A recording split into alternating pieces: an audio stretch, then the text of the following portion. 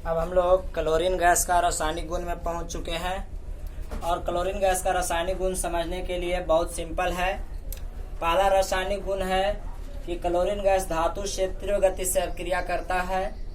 पहला chlorine gas का गुण है कि धातु से तेजी से अभिक्रिया करता है और धातु से भी अभिक्रिया करता है। तो हम लोग धातु से अभिक्रिया करने का मतलब sodium, magnesium, aluminium, potassium, calcium, zinc, इन सबसे यह धातु से अभिक्रिया करता है। तो देखिए, इसको अभिक्रिया अगर हम लोग क्लोरीन गैस से करा देंगे, इसका भी अभिक्रिया हम लोग क्लोरीन गैस से कराएंगे, क्लोरीन गैस से कराएंगे और इसका भी अभिक्रिया किससे कराएंगे? क्लोरीन गैस से, क्योंकि यह कहता है कि सभी धातुओं से तीव्र गति से क्या करता है? अभिक्रिया करता है। ठीक है, यह धातुओं से भी अभिक्रिया करता है, धातु से भी इसका अभिक्रिया करा देंगे। ठीक है, लेकिन यह कहता है कि धातुओं से अभिक्रिया कर धातु क्लोराइड, मतलब सुन लीजिए कि सोडियम से बनाएगा तो सोडियम क्लोराइड, अल्युमिनियम से बनाएगा तो अल्युमिनियम क्लोराइड, मैग्नीशियम से बनाएगा तो मैग्नीशियम क्लोराइड, ऐसे बनाता है।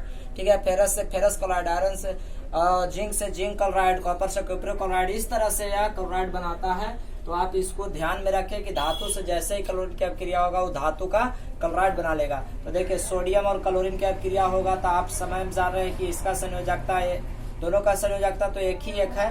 तो आपको क्या बन जाएगा? NaCl। परंतु यह दू है तो यहाँ भी आपको क्या लगाना होगा? दू लगाना होगा। तो यह दू है तो यहाँ भी सोडियम के आगे क्या लगाना होगा? दू लगाना होगा। ठीक है, उसी तरह MgCl2, तो मैग्नीशियम का देखिए, मैग्नीशियम का संयोजकता 2 होगा और क्लोरीन का 1 होगा, लेकिन 2 है तो कट जाएगा, तो यह बनाता है MgCl2। यह आपको संतुलित होगा। अल्युमिनियम का संयोजकता देखिए, अल्युमिनियम से क्या होता है? अल्युमिनियम का संयोजकता होगा Al का 3 होता है और क्लोरीन का 1 होता है, तो ऐसे तिर्यक गुना होकर के लिखाएगा तो बनाएगा क्या? AlCl3। तो यह बना लेगा AlCl3। अब हमको संतुलित करना है, तो संतुलित करने के लिए आप खुद ही देखिए, अल्युमिनियम 1 अल्युमिनियम 1, इसको हमको संतुलित करने के लिए यहाँ आपको क्या रखना होगा? 2 रखना होगा। यहाँ क्या रखना होगा? 3 रखना होगा, तब 3 दूना के 6 होगा, 3 दूना के 6 होगा, तो अल्युमिनियम भी क्या रखना होगा? 2 रखना होगा। अब उसी तरह से जिंक क्लोराइड बनाता है ZnCl2, तो यह बना लेगा ZnCl2। अगर आपको फेरस लगा रहता तो फेरस क्लोराइड बनाता, आयरन और कॉपर होता तो कॉपर क्लोराइड, पोटेशियम होता पोटेशियम क्लोराइड, कैल्शियम तो कैल्शियम क्लोराइड जरूर बनाता। तो आप ध्यान रखें कि यह धातु से अभिक्रिया कर धातु के क्लोराइड बनाता है। अब देखिए, अधातु से अभिक्रिया भी क्लोरीन, अधातु से अभिक्रिया कर अधातु भी क्लोराइड बनाता है। ध्यान दीजिए, अधातु से, धातु हम लोगों ने P4 रख लिया, फास्फोरस से अभिक्रिया और सल्फर से अभिक्रिया। तो फास्फोरस से अभिक्रिया करता है तो आपको क्लोरीन याद होगा कि PCl3 और PCl5 बनाता है। तो चलिए हम मान ले रहे हैं कि PCl3 यदि बनाएंगे। ठीक है, PCl3 यदि बनाएंगे तो पहले इसको संतुलन करने के लिए आप सिंपली इसको देख लीजिए, P4 बनाना होगा। तो P4 बनाने के लिए आप क्या दीजिएगा? 4 दीजिएगा। अब PCl3 बना रहे थे, यहाँ चढ़ती है कि 12 है, तो यहाँ आपको क्या देना होगा? 6 देना होगा, ताकि यह अपने आप से संतुलित होगा। ठीक है, तो यह इस तरह से फास्फोरस पेंटाक्लोराइड भी बना लेता है। ठीक है, उसी तरह इसका नाम आप लोग जानते हैं, फास्फोरस ट्राइक्लोराइड होगा। माफ करिए, P5 बनाएंगे तब फास्फोरस पेंटाक्लोराइड होगा। तो PCl3 फास्फोरस ट्राइक्लोराइड या फास्फोरस पेंटाक्लोराइड भी बनाएगा, यहाँ संतुलन करना पड़ेगा। अब है सल्फर, सल्फर से क्लोरीन की अभिक्रिया करता है। तो देखिए, इसका संयोजकता 2 होगा, तो आपको बनाता है H2Cl2। ध्यान दीजिएगा, H2Cl2। अब इसको संतुलन करने के लिए सल्फर हमको 8 हुआ है, तो यहाँ हमको क्या रखना होगा? 4 रखना होगा। तो यहाँ 4 दूना के 8 हो गया। क्या हो गया? 4 दूना के 8। तो यहाँ भी हमको क्या रखना होगा? 4 दूना के 8। और इसको हम लोग कहते हैं सल्फर मोनोक्लोराइड। क्या? Sulphur monochloride. तो नाम याद रखिएगा, सल्फर मोनोक्लोराइड। इसका हम लोग नाम क्या कहते हैं? सल्फर मोनोक्लोराइड इसका नाम है। ठीक है, अब हाइड्रोजन के साथ तीव्र गति से अब कहता है क्लोरीन जो है हाइड्रोजन के साथ तीव्र बंध बनाता है, मतलब हाइड्रोजन मिलते ही वह तेज गति से अभिक्रिया कर लेता है। तो देखिए, हाइड्रोजन के साथ तेज गति से अभिक्रिया क्लोरीन कैसे करता है? तो आपको से हाइड्रोजन का क्लोरीन से अभिक्रिया, तो हाइड्रोजन का क्लोरीन से अभिक्रिया करेगा तो सुनिए, डायरेक्ट H2 का Cl2 से अभिक्रिया होगा, तो यह आपको HCl बना लेगा और संतुलन के लिए क्या आएगा? 2HCl आ जाएगा। तो आपको से परीक्षा में पूछा जाता है क्या होता है जब हाइड्रोजन गैस का क्लोरीन से अभिक्रिया करा जाए? तो हाइड्रोक्लोरिक अम्ल HCl बन जाता है। अब कहता है जल से क्लोरीन की अभिक्रिया। किससे? जल से क्लोरीन की अभिक्रिया। तो जल से क्लोरीन की अभिक्रिया, तो ध्यान दीजिए, जल हमने रख लिया और इसको हम लोग क्लोरीन से अभिक्रिया कराएंगे। तो आप ध्यान से देखिए, अब आपको क्या होगा कि अगर यह नहीं होता तो आपको H2Cl2, तो इस तरह से आपको 2HCl बनता, परंतु यह एक ऑक्सीजन प्राप्त हो जाएगा और नवजात ऑक्सीजन दे देगा। क्या दे देगा? नवजात ऑक्सीजन। और जानते हैं कि जैसे ही नवजात ऑक्सीजन आता है तो यह ऑक्सीकरण गुण को दर्शाता है। तो आगे हम लोग ऑक्सीकरण गुण के आधार पर ढेर सारी अभिक्रियाओं को इसमें पढ़ने वाले हैं। तो अभी हम लोग आगे बढ़ते हैं। तो आप ध्यान रखिएगा क्या होता है जब क्लोरीन गैस की जल से अभिक्रिया कराता है तो हाइड्रोक्लोरिक अम्ल और नवजात ऑक्सीजन की प्राप्ति हो जाता है, जो ऑक्सीकरण को दर्शाता है। आगे हम लोग चल रहे हैं, ध्यान से समझिएगा। तारपीन तेल, तारपीन तेल का सूत्र याद रखिएगा C10H16। तारपीन तेल का सूत्र C10H16। एगो सल्फर मोनोक्लोराइड का सूत्र याद रखिएगा, एक दोनों आगे मिलने वाले हैं। तो तारपीन तेल C10H16 को क्लोरीन गैस में जलाने पर कार्बन का प्राप्ति होता है। फिर से, तारपीन तेल को क्लोरीन गैस में जलाने पर कार्बन का प्राप्ति होता है। तारपीन तेल C10H16 को क्लोरीन गैस में जलाने पर कार्बन का प्राप्ति होता है। तो देखिए C10H16 को हम लोग किसको में जलाएंगे? क्लोरीन गैस में, Cl2 में जलाएंगे। तो देखिए सिंपली है, देखिए या H और Cl क्या बना लेगा? HCl बना लेगा। या तो क्लियर था? तो HCl बनाएगा तो H क्या गो है? 16 गो है। तो हमको संतुलन करने के लिए यहाँ क्या रखना होगा? यहाँ हमें 16 रखना होगा। 16 HCl हो गया। अब 16 HCl हो गया और कार्बन, बाकी कार्बन तो आपको अलग से बचा रह गया 10C, 10 कार्बन की प्राप्ति हो जाएगा। संतुलन के लिए देख लीजिए, हाइड्रोजन संतुलन है, क्लोरीन संतुलन नहीं है, कार्बन संतुलन। यहाँ 16 है तो यहाँ 2 है, तो यहाँ क्या लगाना होगा? हमें 8 लगाना होगा। इस तरह से हमको कार्बन की प्राप्ति हो जाता है। तो आप अभिक्रिया को जरूर याद रखें। हाइड्रोजन सल्फाइड का क्लोरीन से अभिक्रिया, देखिए हाइड्रोजन सल्फाइड आप सूत्र पढ़ चुके हैं। H2S का Cl2 से अभिक्रिया कराएंगे। H2S का Cl2 से अभिक्रिया कराने पर सल्फर गैस की प्राप्ति, सल्फर की प्राप्ति होता है। किसका प्राप्ति होता है? सल्फर के। उसी तरह H2OCl2 हम पहले कहे हैं कि यह हाइड्रोजन के साथ तीव्र बंध बना लेता है। मतलब हाइड्रोजन देखते ही ये क्लोरीन जल्दी से हाइड्रोजन के साथ HCl बना लेता है।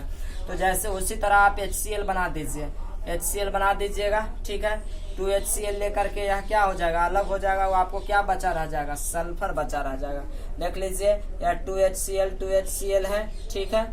Cl2 2H बराबर है, सल्फर की प्राप्ति हो जाता है। तो हम लोगों ने देखा कि क्लोरीन गैस कैसे हाइड्रोजन से तेज गति से अभिक्रिया कर लेता है, या हाइड्रोजन कैसे क्लोरीन से तेज गति से अभिक्रिया करता है। अब हम लोग इसको कुछ ऑक्सीकरण गुणों को भी अभी पढ़ना बाकी है। अभी और अभिक्रियाओं को देखेंगे, फिर हम लोग ऑक्सीकरण गुण को जरूर इसमें शामिल करेंगे। तो आप वीडियो को अंत तक देखें ताकि आप ज्यादा से ज्यादा अभिक्रिया बनाना सीख पाएं। तो आप जरूर इस सारी अभिक्रियाओं को याद रखें, तभी आप रसायन में निपुण बन सकते हैं। आपसे एग्जाम में पूछा जाएगा क्या होता है जब हाइड्रोजन को क्लोरीन से अभिक्रिया कराया जाए, क्या होगा जब फास्फोरस का क्लोरीन से अभिक्रिया कराया जाए, क्या होगा जब जिंक को क्लोरीन से अभिक्रिया कराया जाए, क्या होगा जब हाइड्रोजन सल्फाइड का क्लोरीन से अभिक्रिया कराया जाए, या क्या होता है जब तारपीन तेल को क्लोरीन गैस में जलाया जाए तो कार्बन की प्राप्ति होता है। या मस्ट इम्पोर्टेंट है, आप जरूर ही ध्यान में रखिएगा कि हाइड्रोजन के साथ क्लोरीन तेज गति से अभिक्रिया करता है।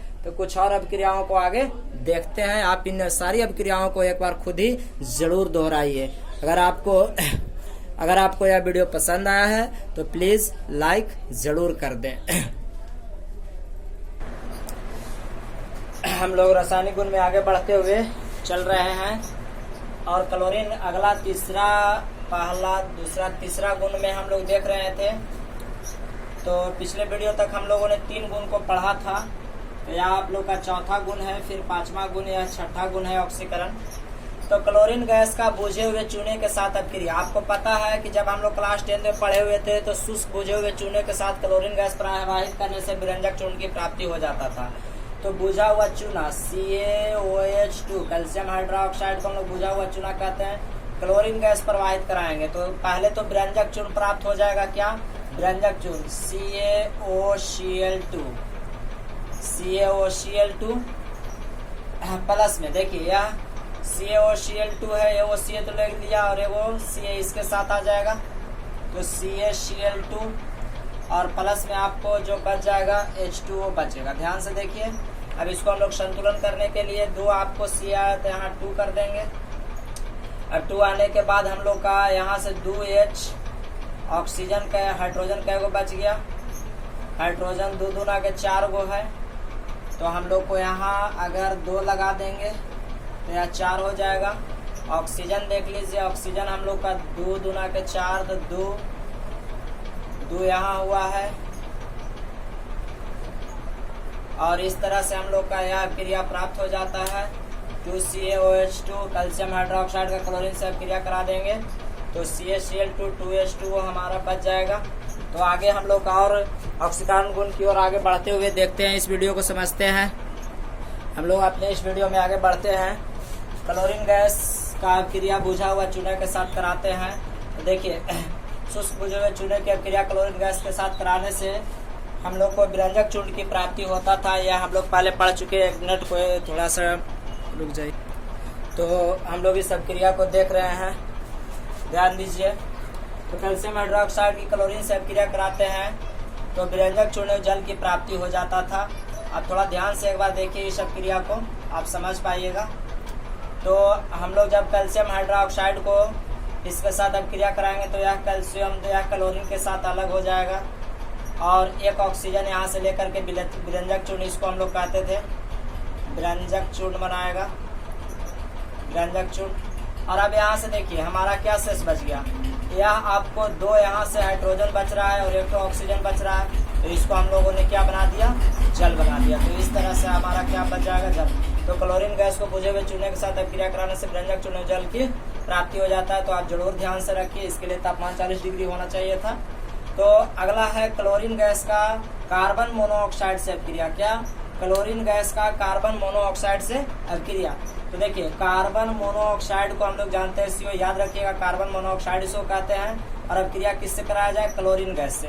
तो ध्यान से देखिएगा, इससे बन जाता है COCl2, इसको हम लोग फॉस्जिन गैस कहते हैं। क्या कहते हैं, फॉस्जिन गैस। ध्यान रखिएगा, बहुत कहेगा आपसे कि क्या होता है जब कार्बन मोनोऑक्साइड का क्रिया क्लोरीन गैस से कराया जाए तो यह फॉस्जिन गैस बनाता है। क्या बनाता है, फॉस्जिन। याद रखें, फास्फिन नहीं, फॉस्जिन। तो यह कार्बन मोनोऑक्साइड है और कार्बन मोनोऑक्साइड की क्रिया हम लोगों ने किससे कराया, क्लोरीन गैस से, कार्बन मोनोऑक्साइड। ठीक है, तो कार्बन मोनोऑक्साइड की क्रिया क्लोरीन गैस से कराने पर फॉस्जिन गैस की प्राप्ति होता है। अब हम लोग आगे चल रहे हैं ऑक्सीकरण गुण। क्या, ऑक्सीकरण गुण। तो ऑक्सीकरण गुण में जब हम लोग क्लोरीन गैस की क्रिया जल से कराए थे, ठीक है, क्या कराए थे, जब क्लोरीन गैस की क्रिया, जब क्लोरीन गैस की अभिक्रिया किससे कराया जाए, अभिक्रिया जल से कराया जाए तो नवजात ऑक्सीजन प्राप्त होता है। नवजात ऑक्सीजन प्राप्त होता है जिससे यह उच्च ऑक्सीकरण गुण को दर्शाता है। तो देखिए H2O की अभिक्रिया जब हम लोग Cl2 से कराएंगे तो H2O Cl2 आपस में अलग हो जाता है। देखिए H2O Cl2 तो क्या बना लेगा, HCl और 2 आ जाएगा, यानी 2H और 2Cl। ठीक है, तो देखिए H2 और Cl2 और आगे आपको क्या बच गया, यह ऑक्सीजन, जिसको हम लोग कैसा ऑक्सीजन कहते हैं, नवजात ऑक्सीजन कहते हैं। और जब भी नवजात ऑक्सीजन आता है तो उच्च ऑक्सीकरण को दर्शाता है। इसको हम लोग बार बार पढ़ते आ रहे हैं। यह कैसा ऑक्सीजन है, नवजात ऑक्सीजन। और नवजात ऑक्सीजन आने से क्या दर्शाता है, उच्च ऑक्सीकरण अवस्था को दर्शाता है। आपको पता होगा। अब आपसे पूछा जा सकता है क्लोरीन गैस उच्च ऑक्सीकरण को क्यों दर्शाता है, तो हम लोग कहेंगे क्लोरीन गैस की क्रिया जल से कराने पर नवजात ऑक्सीजन प्राप्त होता है जिससे उच्च ऑक्सीकरण अवस्था को दर्शाता है। यहाँ लिख लीजिएगा, जब क्लोरीन गैस की क्रिया जल से कराया जाए तो नवजात ऑक्सीजन की प्राप्ति होता है जिससे उच्च ऑक्सीकरण अवस्था को दर्शाता है। तो अब हम लोग नवजात ऑक्सीजन के आधार पर ढेर सारी क्रियाओं को पढ़ेंगे। तो हम लोग 6 के पहला में लिखे हैं Cl2 द्वारा सल्फर, देखिए यह क्या है, सल्फर डाइऑक्साइड का सल्फ्यूरिक अम्ल में परिवर्तन। SO2 को हम लोग क्या जानते हैं, सल्फर डाइऑक्साइड का सल्फ्यूरिक अम्ल में परिवर्तन। आपको पहले पता है कि परिवर्तन करने के लिए हम लोग पहले इस नवजात समीकरण वाले ऑक्सीकरण का समीकरण को यहाँ लिखते हैं, फिर नवजात ऑक्सीजन को लाते हैं। उसी तरह दूसरा हमने लिखा है क्लोरीन द्वारा सोडियम सल्फाइड Na2SO3 का सोडियम सल्फेट Na2SO4 में परिवर्तन। तो आइए हम लोग इन अभिक्रियाओं को पूरा करते हैं। तो देखिए सर्वप्रथम हम लोग इस समीकरण को लिखेंगे, नवजात समीकरण को। तो क्या होगा, H2O प्लस में Cl2, तो आपको बचेगा 2HCl प्लस में नवजात ऑक्सीजन बचेगा। अब यहाँ से हम लोग क्या करते थे, ध्यान दीजिएगा, यहाँ से हम लोग SO2 को बदलना है, तो हम लोग यहाँ लिख लेते थे क्या, SO2, और किसको लाते थे, नवजात ऑक्सीजन को। नवजात ऑक्सीजन कितना, हमको SO2, ध्यान से देखिए, SO2 को नवजात ऑक्सीजन लाते हैं तो यहाँ क्या बनेगा, SO4 बनेगा, कहा कि अभी हमको H2O चाहिए, माफ करिए SO3 बनेगा। क्या बनेगा, SO3। अब SO3 को फिर आगे ले आनेंगे, क्या लाएंगे, SO3, और यहाँ से क्या उठा लेते थे हम लोग, जल उठा लेते थे। क्या उठा लेते थे, जल। तो ध्यान से देखिए, जब SO3 के साथ, इस SO3 के साथ हमने जल मिलाया, यहाँ से क्या बनेगा, बनेगा H2, ध्यान दीजिए, S3 और एक है O4, H2SO4। तो हम लोगों ने देखा सल्फाइड और सल्फ्यूरिक अम्ल में बदल दिया। अब हम लोगों ने इसको, अब हम इसको हम लोग काटेंगे। तो ध्यान से देखिए, जितना आपको ऑक्सीजन, नवजात ऑक्सीजन, उतना से यह कटा, जितना आपको सल्फर, देखिए सल्फाइड है, सल्फर ट्राईऑक्साइड है, तो इस सल्फर ट्राईऑक्साइड को हम लोगों ने काटा, ठीक है। अब जो हमको पता था उसको ऐड करके हम लोग लिखते थे। तो देखिए क्या बचेगा, H2O और H2O, क्या बचेगा, 2H2O बचेगा।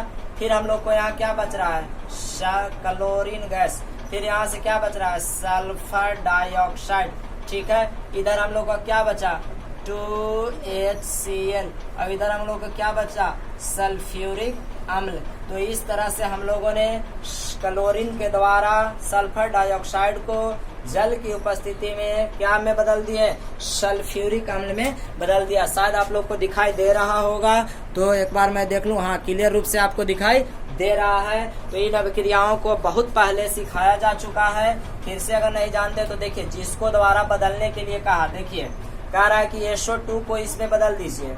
तो हम लोगों ने SO2 को लिख दिया, और यहाँ से नवजात ऑक्सीजन को लाते हैं, जोड़ देते हैं, SO3 बन गया। अभी SO3 को हम यहाँ जब दूसरी स्टेप में करते हैं तो जल जोड़ते हैं, पहला स्टेप में ऑक्सीजन जोड़ते हैं।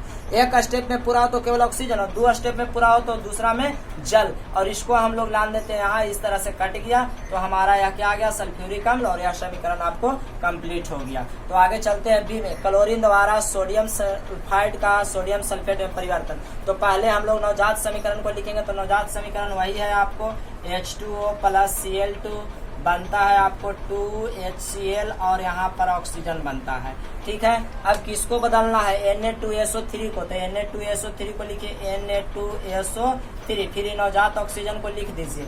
अब आप देख रहे हैं कि जैसे ही ऑक्सीजन जुटेगा Na2SO4 हमें प्राप्त हो जाएगा, Na2SO4 हमें प्राप्त हो जाएगा। इसको से हमको इधर लिखना है, प्राप्त क्या करना है, सोडियम सल्फेट। तो जो लिखना है, जिसको से बनाना है उसको इधर लिखिए, जिसको प्राप्त करना है इधर लिख दीजिए।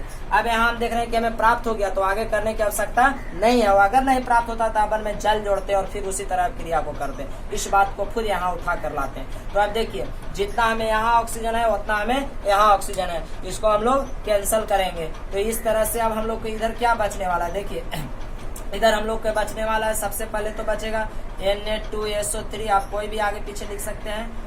Na2SO3 या सोडियम सल्फाइड है, नाम देख सकते हैं। प्लस में हम लोग को क्या बच रहा है, H2O, और प्लस में क्या बच रहा है, Cl2, और इस तरह से इधर हम लोग को क्या बचेगा, Na2SO4 या सोडियम सल्फेट हो गया, और फिर क्या बच जाएगा, 2HCl। तो अगर आपको यह वीडियो पसंद आया है तो प्लीज लाइक शेयर जरूर करें। कुछ और अभी ऑक्सीकरण गुणों के और ढेर सारे समीकरणों को मैं इसमें शामिल करता हूं। आप प्रत्येक समीकरण को खुद ही वीडियो को स्टॉप कर करके अपने से करने की कोशिश करें। तो हम लोग आगे बढ़ते हुए क्लोरीन के ऑक्सीकरण गुण के कुछ और प्रश्नों को देखते हैं। देखिए, क्लोरीन गैस द्वारा H2S को सल्फर में ऑक्सीकरण।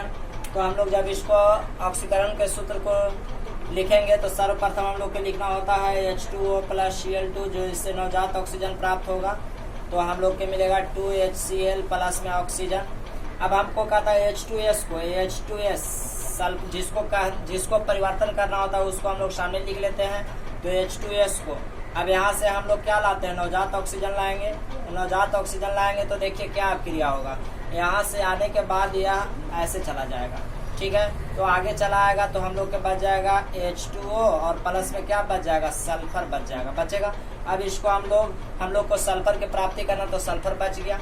अब हम लोग इसको देखिए जब इक्वल करेंगे तो क्या होगा, जितना नवजात ऑक्सीजन उतना यह कट गया, जितना यहाँ जल उतना यह जल कट गया। अब हम लोग को क्या बचा, यहाँ बच गया हम लोग को H2S हाइड्रोजन सल्फाइड, और यहाँ क्या बच गया, क्लोरीन गैस, और यहाँ पर क्या है 2HCl, और यहाँ पर हमें क्या बच गया, सल्फर की प्राप्ति हो जाता है। आशा करते हैं आपको यह जरूर समझ में आया होगा। उसी तरह Cl2 द्वारा सोडियम नाइट्राइड, तो पहले तो हम लोग को यह नवजात समीकरण वाला ऑक्सीजन लिखना है, तो H2O प्लस में Cl2। आपको पता होना चाहिए कि ऑक्सीकरण वाला समीकरण हमेशा लिखा जाता है जिससे बनता है, और यहाँ क्या आएगा 2HCl प्लस में ऑक्सीजन आएगा, ठीक है। तो ऑक्सीजन आएगा, तो अब हम लोग को सोडियम नाइट्रेट रखना है, तो आगे हम रख लेंगे NaNO2। जब NaNO2 रखेंगे तो इस तरह से हम लोग को क्या प्राप्त होगा, ऑक्सीजन आ जाएगा। ऑक्सीजन या नवजात लाएंगे तो नवजात ऑक्सीजन जैसे ही लाएंगे तो यहाँ से हम लोग को आगे प्राप्त हो जाएगा। तो ध्यान से देखिए, यहाँ आगे प्राप्त होकर के हम लोग के मान क्या आएगा, NaNO2 को ऑक्सीजन से करेंगे तो हम लोग को यह प्राप्ति करना है NaNO3। शायद मैं यह प्रश्न को पहले भी करा चुका हूँ, लगता है शायद दोबारा मैंने लिख दिया, तो अगर दोबारा लिख दिया तो आप खुद ही कर करके एक बार देख लीजिएगा। तो इस तरह से NaNO3 हम लोग को मिल गया, तो यहाँ से यह कैंसिल हो जाएगा, तो हम लोग को क्या बचेगा NaNO2 यानी सोडियम नाइट्राइट, और यहाँ पर हम लोग को बच जाएगा H2O। थोड़ा पावर कट गया है, आप देख ले इसको ध्यान से, आपको बचेगा H2O, तो आपको H2O बचेगा। अब यहाँ से आप अब क्रिया के बाद आगे चलेंगे तो आपको क्या बचने वाला है, ध्यान दीजिए। यहाँ से बचाएगा आपको बचेगा NaNO3 और प्लस में 2HCl। तो इस तरह से यह क्रिया आपको प्राप्त हो जाता है। तो आशा करते हैं आपको यह क्रिया खुद ही करने जरूर आया होगा। एक और हम लोग के सामने अभी बच रहा है क्लोरीन के द्वारा ध्यान से देखिए, सोडियम आर्सेनेट में परिवर्तन। तो पहले इस समीकरण को आप लिखिएगा, तो जैसे ही आप समीकरण लिखिएगा आपको आएगा H2O प्लस में Cl2। ध्यान दीजिए, यहाँ आपको बचेगा 2HCl और नवजात ऑक्सीजन आएगा। अब यहाँ से जब आप नवजात ऑक्सीजन के बाद आगे आप उठाइएगा Na3ASO3, सोडियम आर्सेनाइड को उठाया और यहाँ से नवजात ऑक्सीजन, तो आपको क्या बचेगा Na3ASO4। अब आप यहाँ से संतुलन करके आप इसका आंसर प्राप्त कर सकते हैं। तो अब आप फिर आप इसका आंसर हमें आप कमेंट बॉक्स में जरूर बताएं कि आपने इस समीकरण को पूरा करके क्या प्राप्त किया है, ठीक है। तो आप इस सब क्रिया का, इस ऑक्सीकरण का परिभाषा आप हमें कमेंट बॉक्स में इसका आंसर आप जरूर दें, तो हमें आपके कमेंट बॉक्स में आपके उत्तर का इंतजार रहेगा। आपको यह वीडियो पसंद आए तो प्लीज लाइक और शेयर करना न भूले। पावर कट जाने की वजह से मैं कुछ कम एग्जाम्पल को करा रहा हूं। मैं एक और वीडियो के माध्यम से आपको आगे के वीडियो में अभी और ढेर सारे ऑक्सीकरण गुण और क्लोरीन की और सारी अभिक्रियाएं हैं, उनको मैं आपके सामने कराऊंगा। तो प्लीज आपसे रिक्वेस्ट है कि इन सारी अभिक्रियाओं को आप खुद ही अपने से करें। इसको आप पूरा करके हमें उत्तर कमेंट बॉक्स में जरूर दें, हमें आपके उत्तर का इंतजार रहेगा। वीडियो पसंद आए तो प्लीज लाइक और शेयर जरूर करें। चैनल को सब्सक्राइब ना किए हैं तो चैनल को सब्सक्राइब कर दें। आप इन सभी ऑक्सीकरण की अभिक्रियाओं को खुद ही करके देखिए, फिर आपको सबसे ज्यादा बेहतर बना पाइएगा। तो चलिए ठीक है, आगे मिलते हैं। तब तक पढ़ते रहिए और खूब आगे बढ़ते रहिए। धन्यवाद, नमस्कार।